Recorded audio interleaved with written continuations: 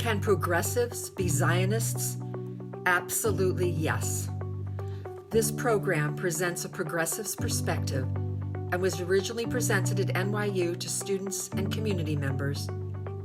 Through the generous support of Stanley Feldman, who is an NYU alumnus, and Beth Feldman. Hello, everyone. Welcome. My name is Javier. I'm the president of Realize Israel. Realize Israel is a student-led organization that supports the state of Israel through celebration, education, and calculated reaction. And over here is... Hi, everyone. My name is Ben. I'm the president of Torch Pack, which is NYU's second pro-Israel club. Now, also, we'd like to acknowledge Camera on Campus, which is the organization that promotes accuracy in Middle East reporting and works with fellows on various campuses to make sure that Israel is properly represented in the media. Shai DeLuca, who is a retired IDF officer, a prominent campus speaker in the fight against anti-Semitism, and a popular Canadian media personality, self-identifies as a progressive and a Zionist. Tonight's topic: can progressives be Zionists? To me, it's obvious that if you are progressive, you must be Zionist, but it seems that on college campuses and university campuses, especially across North America, that's a little bit of a challenge. All right, what is progressivism? So this is where we're going to get down to this question: what is progressivism?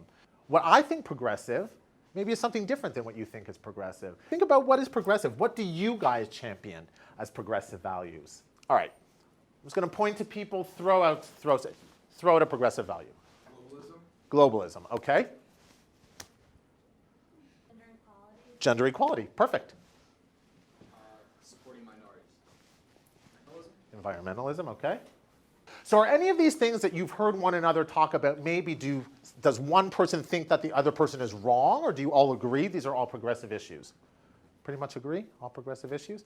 See, that's the thing, is that everybody can kind of look at what they think a progressive issue is, and pretty much you can argue, you know, if you're good at it, that something is progressive as long as it has to do with what we feel in society is something that is progressive. So I like to give a definition, because at least then we have something tangible to look at and talk about. So went to Wikipedia. Everybody looks at Wikipedia. Progressivism is a political philosophy in support of social reform. Social reform can be so many different things depending on where you live, the type of person you are, the community that you live in. So again, what is progressivism? It's something different all the time. And I think that's where we get into a little bit of a challenge when we talk about, or we argue with one another about what we feel progressive values or progressive ideas can or should be. With progressivism, there seems to be no parameters. And even if there are parameters, it always seems to change. Of course, depending on what social reforms and social construct require or demand of us. So women's rights, LGBT rights, let's say gender rights within those two, minority rights, animal rights, indigenous rights. Now, indigenous rights, I talk about indigenous rights, and then, you know, right away people look at me and they think, well, you're talking about indigenous rights, but you're not indigenous. Well, I didn't say indigenous American. I didn't say indigenous Canadian. You can be indigenous to whatever it is you, of course, are indigenous to. Are you an indigenous Italian? Are you indigenous Spaniard? Are you indigenous Greek? Are you indigenous? Whatever you are indigenous to something. Question is what? So indigenous rights is a big one, and I want to concentrate specifically on indigenous rights now.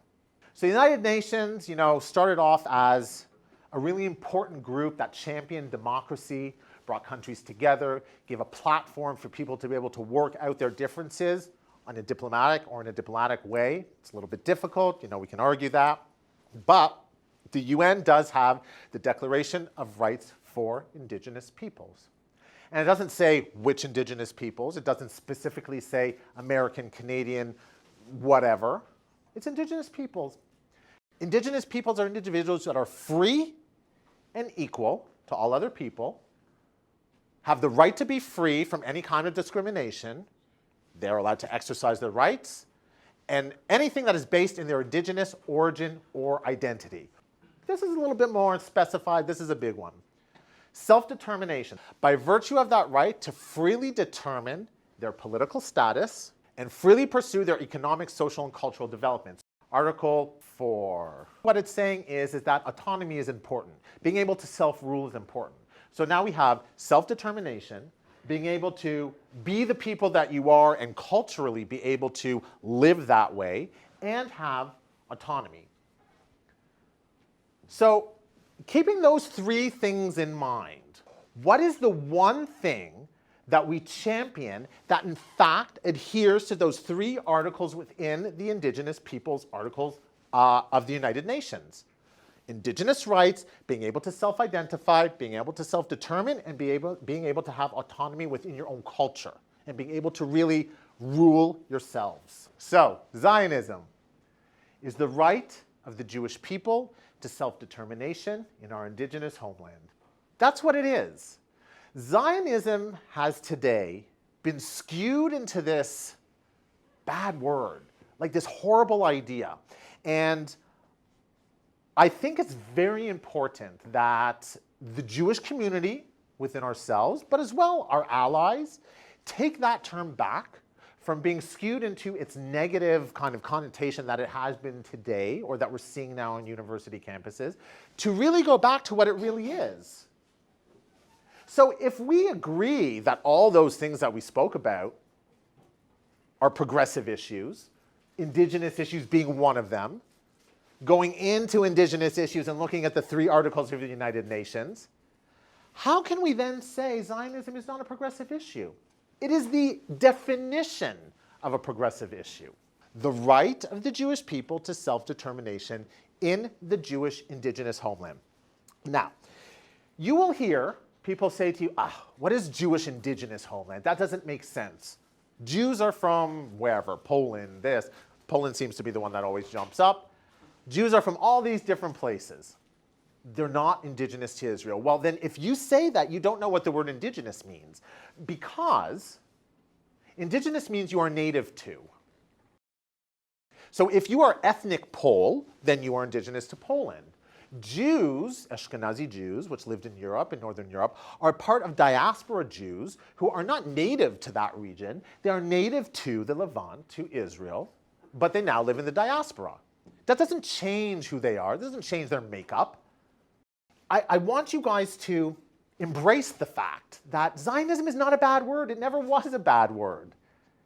But what the haters out there are looking to do is to turn it into something that it's not.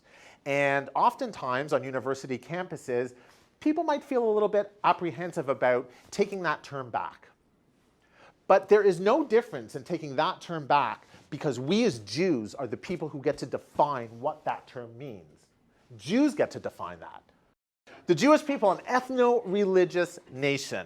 It's a nation that is also an ethnicity, but also a religion. So, for example, I can be ethnically Jewish, but I can convert tomorrow to Catholicism. Doesn't mean I'm not ethnically Jewish anymore. So we are one and the same. We are this, and we are one and the same. Indigenous peoples are native to their place of origin. That's a fact.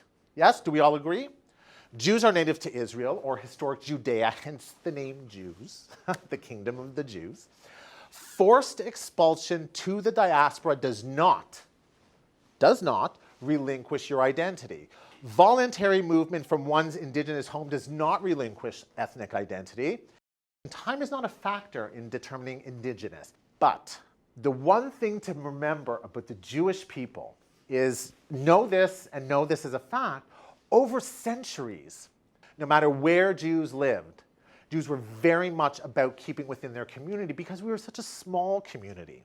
It was really important to keep the Jewish, the Jewish traditions alive, the Jewish community alive. So Jews married Jews, or there were converts, of course, not to say that there weren't, but the majority of the Jewish population, of course, is product of Jewish population.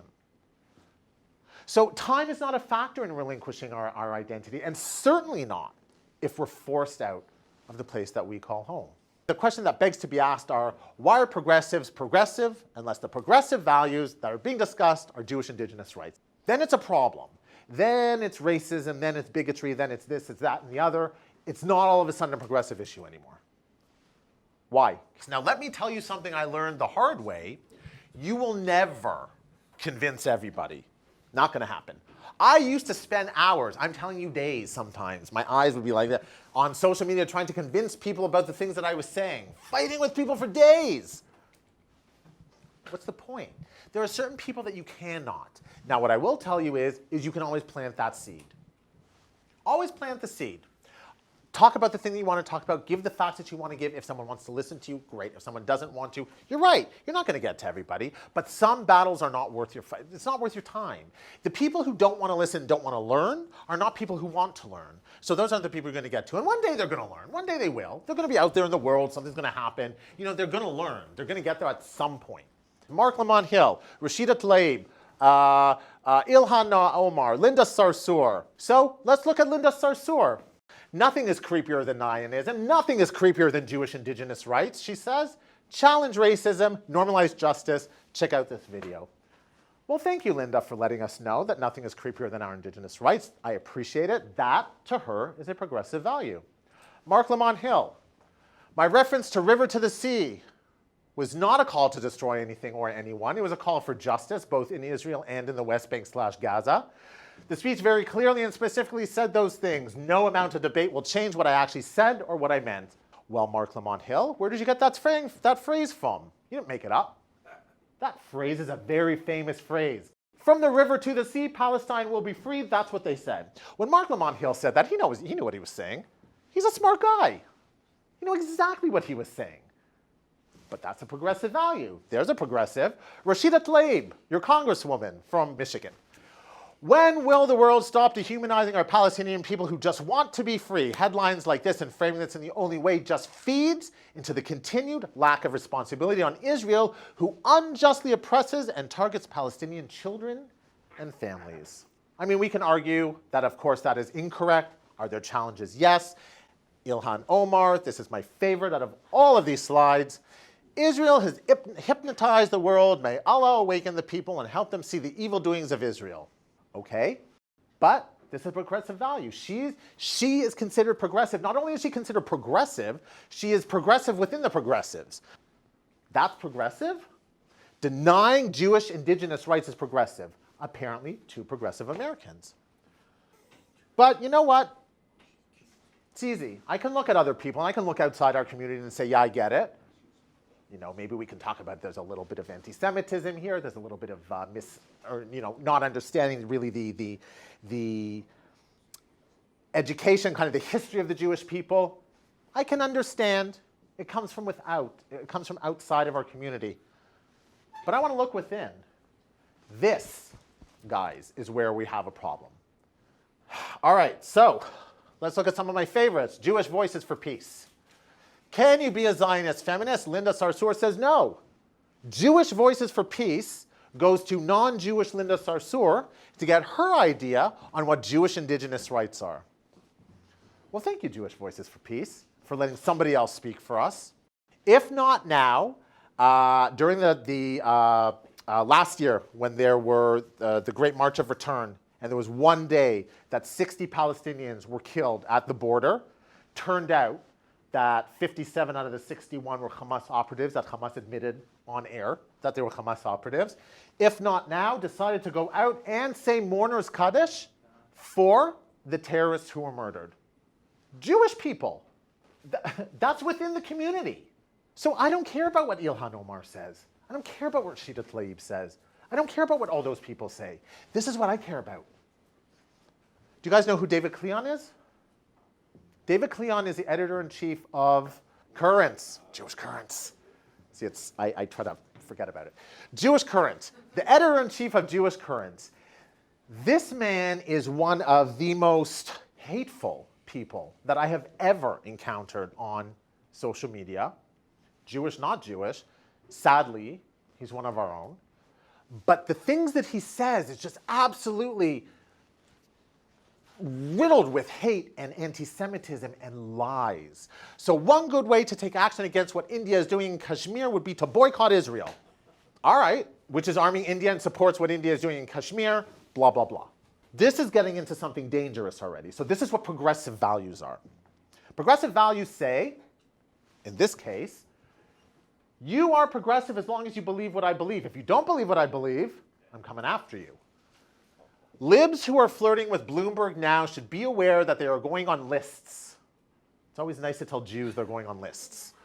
Next time they pretend to care about racism or sexual harassment or really anything other than money and power. I mean, how many anti-Semitic tropes are we finding here? We remember that what they were doing right now and to remind everyone, it's a mercy that we're warning you now while you still have time to reconsider selling your souls. You should be grateful. This is the editor-in-chief of Jewish Currents. This is a man who's the editor-in-chief of a Jewish publication. Crazy stuff. And this is what's happening now from within our own community. It's a scary, scary situation, guys. But that's why I say we have to be really conscious of the fact that where are we getting our information from? So we're talking about progressivism. We're talking about being progressive, We're talking about really kind of fighting for all those rights that we spoke about, indigenous rights being one, but then you have the people who claim to be progressive, who write under the umbrella of a progressive publication saying stuff like this. The things in this tweet alone, there are more anti-Semitic tropes in that tweet, one tweet alone, than in all of the other ones from all the other progressive that are not Jewish. And for some reason, not for some reason, the people who are looking to hurt us the most use Mr. Cleon as a token.